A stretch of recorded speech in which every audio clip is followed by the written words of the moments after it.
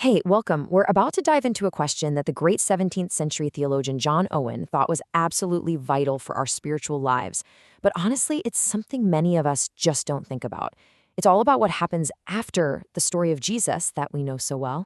So think about it. After the cross, the resurrection, and ascending into heaven, what is Jesus actually doing right now? A lot of us have a general idea. We'd say, well, he's at the right hand of the Father, or he's ruling, or he's in glory. But for John Owen, a vague answer like that isn't just unsatisfying. He was convinced it was a major source of our spiritual weakness. And this is Owen's whole point right here. He's saying that being foggy about what Christ is up to right now isn't some minor theological detail, it's the direct cause of our discouragement, our struggles, our weaknesses. So getting a clearer picture of this has some really practical, powerful implications for our lives. All right, let's get into it. So the first major idea Owen wants us to grasp is a total mindset shift. He challenges our common picture of what Christ is doing. It's not a life of rest, it's a life of active, ongoing work. A lot of us kind of picture what's on the left, right? We imagine Jesus in a state of majestic retirement, just passively receiving all this honor he deserves. But Owen completely flips that script. He argues that Christ is living a life of office, love, and care. He is actively, right now, serving as our king, priest, and prophet. He's constantly administering power and compassion for the church. Our safety, Owen argues, literally depends on this nonstop work. Okay, so Owen's second big point actually reframes our whole idea of heaven itself. It's not just Christ's role we need to rethink, but the very place where he is.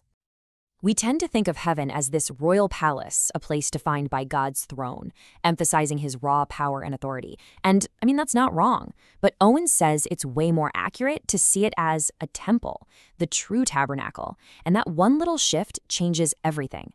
The focus moves from pure power to grace, mercy, and communion. Heaven becomes a place of active, sacred, and glorious worship. And Owen describes this heavenly temple as having this blessed and beautiful order. It's not just a big, chaotic party. At the very center of it all, you have God on the throne of grace. But now, look at where Christ is. He stands before the throne, actively serving as our mediator. And then surrounding them, you have the ministering angels and this massive assembly of saints, all participating in this incredible worship. Everybody has a specific place and a specific role. So let's zoom in on that second rank, right? There, Christ before the throne.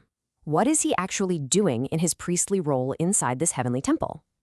This leads us to this really powerful idea, Christ as our great representative.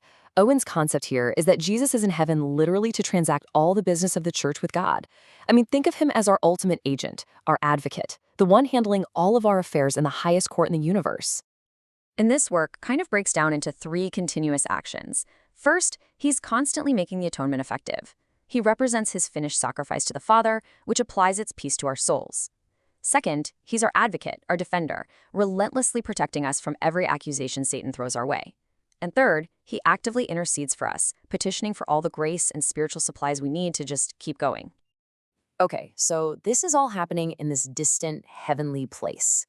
You might be thinking, so what? How does this unseen work actually connect to us right here on Earth, especially when we're trying to worship God?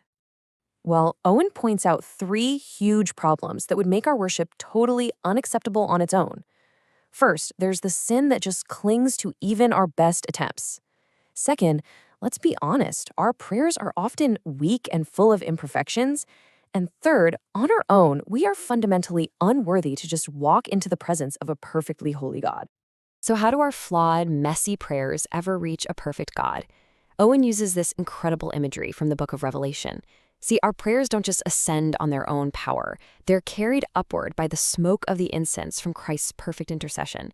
It's his work that purifies our worship, that makes it fragrant and acceptable to God. So you see, Christ's ministry is the perfect solution to our three big problems. His sacrifice, his oblation or offering, takes away the sin from our worship. His ongoing intercession gives our weak prayers acceptance and real power. And the sheer dignity of his perfect person removes our unworthiness and gives us the boldness to approach God's throne. But this heavenly work isn't just for our benefit. And this is where Owen really zooms out to show us that this has grand cosmic implications. It reveals God's glory to the entire universe. I mean, this whole heavenly setup is a grand display for a massive audience. God the Father's multifaceted wisdom is on full view. Christ's role as mediator is exalted. The holy angels, who the Bible says long to understand God's plan, are now watching it all unfold. The Old Testament saints are finally seeing the reality that all their ceremonies only ever pointed to. And for us, the church still on earth, it's the ultimate encouragement for our faith. And this brings us to a conclusion from Owen that is just stunning. Have you ever wondered why God is so patient with a world so full of rebellion and chaos? Well, Owen says that while things are a mess down here, there is a constant, perfect, solemn worship happening up there. God is receiving a continuous revenue of glory in heaven that satisfies him and allows him to patiently work out his purposes on earth. So, what's the big takeaway from all this? It's that Christ's work in heaven is not a passive retirement. It is an active, continuous, and absolutely essential ministry. It's the very thing that grounds our faith, that perfects our flawed worship, and ultimately that reveals the magnificent wisdom and glory of God to everyone. And that leaves us with one last thing to think about. If heaven is this active, bustling temple of intercession and care, all centered on what Christ is doing for us, how does that change the way we view our lives, our approach to worship, and even our perspective on suffering right here and right now?